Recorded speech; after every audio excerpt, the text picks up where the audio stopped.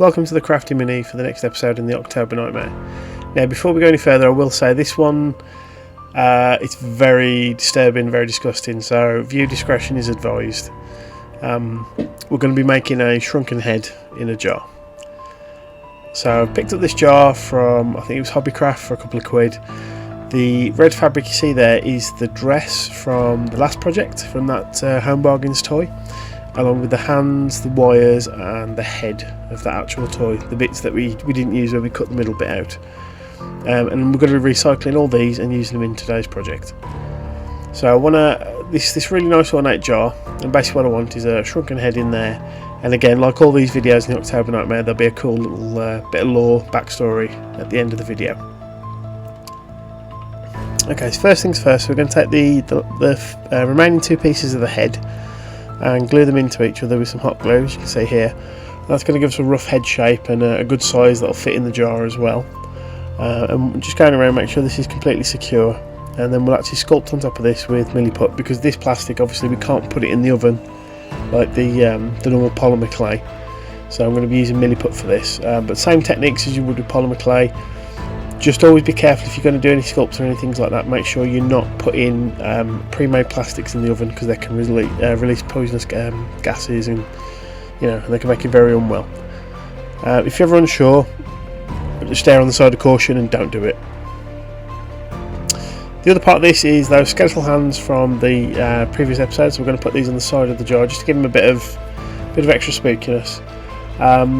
I'll probably, looking at it now because it's finished as I'm editing, I'm probably going to go in and just repaint the skeletal hands, I think, just so they match. I'm thinking of actually doing them like a silver, so they look like they're an ornate piece on top of the actual glass jar itself.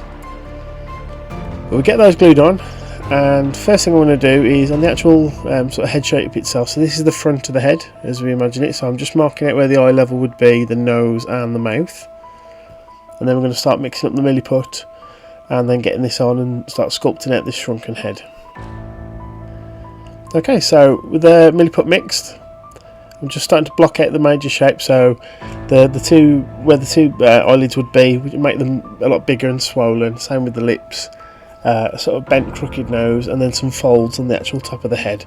And just using a clay shaper and some Vaseline, just start mushing these in and getting them to blend into the actual plastic that's on the top of this toy itself. Now we go in slowly but surely, just adding bits so we get a skin texture. Now with this being a shrunken head, we haven't got to worry about all the really finer details that you get on a normal head.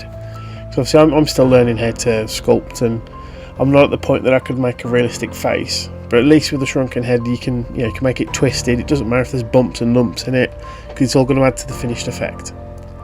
But just going around, just blending all this in until we start getting some form on the actual piece of plastic itself. So I'm just adding here on the lips and the eyelids some holes, and that's where the stitching will be.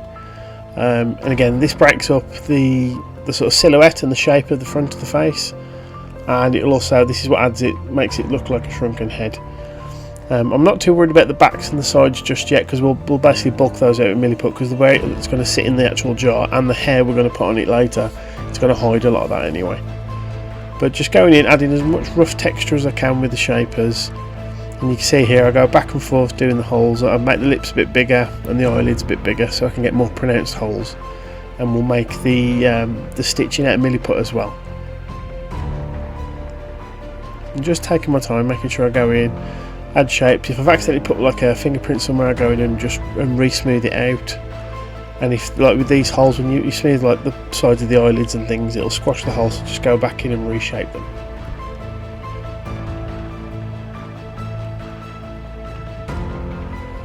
Okay, so with I had some excess milliput, so what I'm actually doing is going to make some tentacles. We'll just go into that little jar that you see at the back there, just behind the paintbrush, and I'll make some long thin worms, and I'll cut off sections of these, and that'll be the stitching, and then the rest of it I'll actually cut out as if they're going to be teeth. They all go into the jar when they're fully cured, nothing gets wasted, because I can always use them for another project. Tentacles, teeth, anything like that, just use it all up. If you've got any spare milliput, I'll be doing some crafty hacks at some point, showing other things you can use spare milliput for. But this was an absolute joy, this project. Shrunken heads have always fascinated me.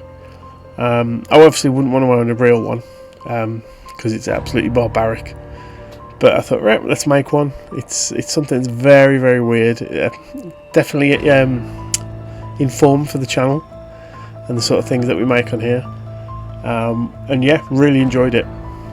So you can see here, so I've cut off those little bits of the milliput, and while it's still curing, just go in very, very gently and put them into the hole so it looks like the eyes and the mouth has been stitched up. You can see I'm just taking my time, and if a piece is a bit too long, that's fine, because as we shape it in we can actually break that off. As you see here, as you're shaping, just twist and the milliput will actually come off.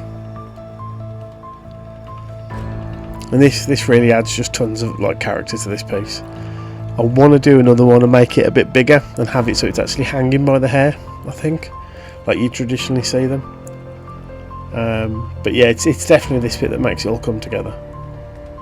And again, the head looks a bit weird, but we're going to put the hair on and it's going to break that silhouette and that shape.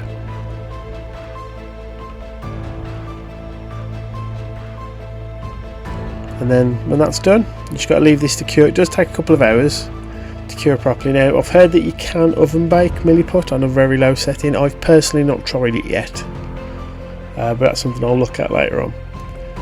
And then just as it's starting to cure, it goes a bit stiffer. This is when I go in there with the shaper and just add a bit more texture and detail, some more wrinkles, some more of the pronounced bits around the sort of the brows and the underside of the nose and things. Just add a bit more texture, and then I'm adding this central piece. Now originally this was going to be like, should I hang it up? And then I thought, no, I can use this twisted piece of milliput here, and this is what we can braid the hair around to make it hang and look more natural. So again, I'm not too worried about the texture on this. I'm just bodging this in there with the shaper just so it stays in. And then when this is done, completely just leave it to dry. Right, and when that's fully cured, I'm going to give this a dark brown base coat. This is Vallejo Flat Earth, and just water this down a little bit all over.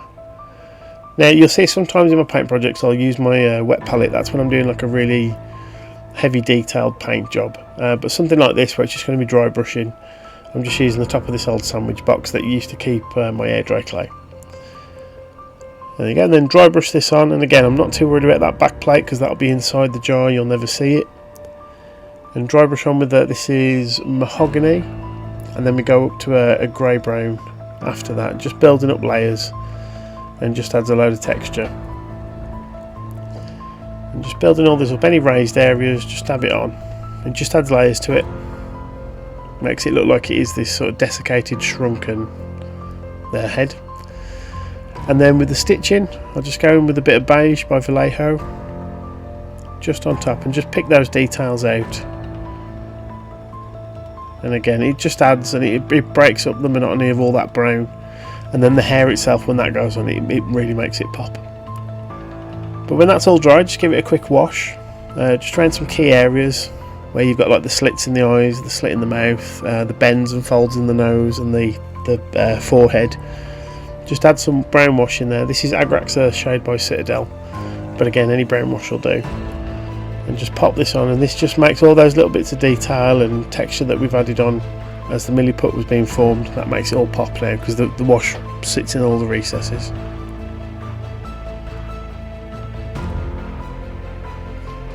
Right, and so for the hair, this is what we used for the troll fur and the skull. This is that sort of wadding that's used to bulk out the dog food delivery of my neighbours. I've gave it all, and rather it going just straight in the bin, let's use something out of it. So I'll just sort of break it up into strands and take the bigger chunks out that look like foam, because this is recycled materials of all sorts. I'm not quite sure. It almost looks like wadding you get in like a pillow or something. But I'm just getting a rough idea of length, and then some fabric glue on top. Put a couple of drops of this, and then I'll smooth it all out with my finger and exactly where we want the hair to glue. So we're going to get sort of like the crown piece of hair first, and then we'll work on shaping it after that and gluing it down like behind the ears and underside of the neck and things where the longer strands are. And this stuff goes on really, really quickly. and within a couple of pieces of this, it starts to add its shape and its character. This thing is gnarly. It's one of my favourite projects I've done so far.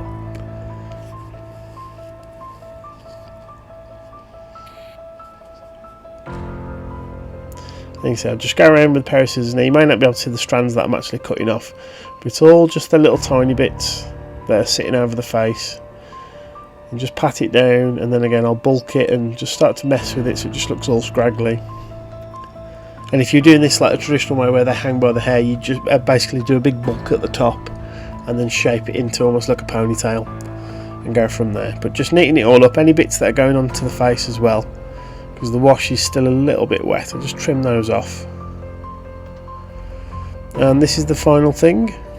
Now for varnishing, I want some really high matte varnish on the actual piece, and a little bit of satin on some areas, just so it adds that bit of extra texture and a bit of almost like it looks real.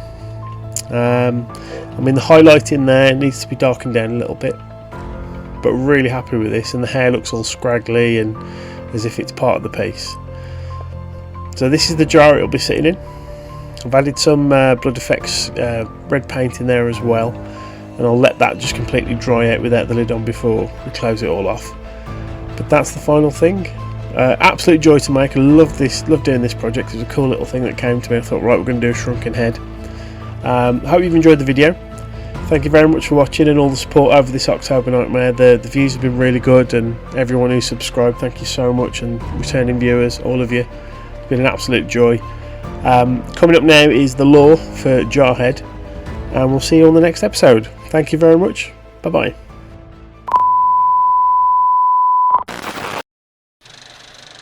Evidence 6.1-3.9. Jarhead, as it is now commonly known by the staff of the BPD, has been with the organization since the 1970s. While the practice of head shrinking is commonplace in South America, this particular head was made by one of Great Britain's most notorious killers, Francis Stevenson, who from 1968 to 1976 murdered 12 men in the area of Manchester and would shrink their heads post-mortem. Curiously, Stevenson, after his last victim, wrote a letter to the Manchester police force admitting his crimes and declaring he had finished his choir of 12 angels detailing things only the killer would know. After revealing where his murder house and victims were located, the police entered to find a strange altar in the cellar with 12 shrunken heads circling a 13th in the center. There was no sign of Stevenson. Over the years, the case became closed as no other victims were recorded, and it was as if Stevenson vanished off the face of the earth.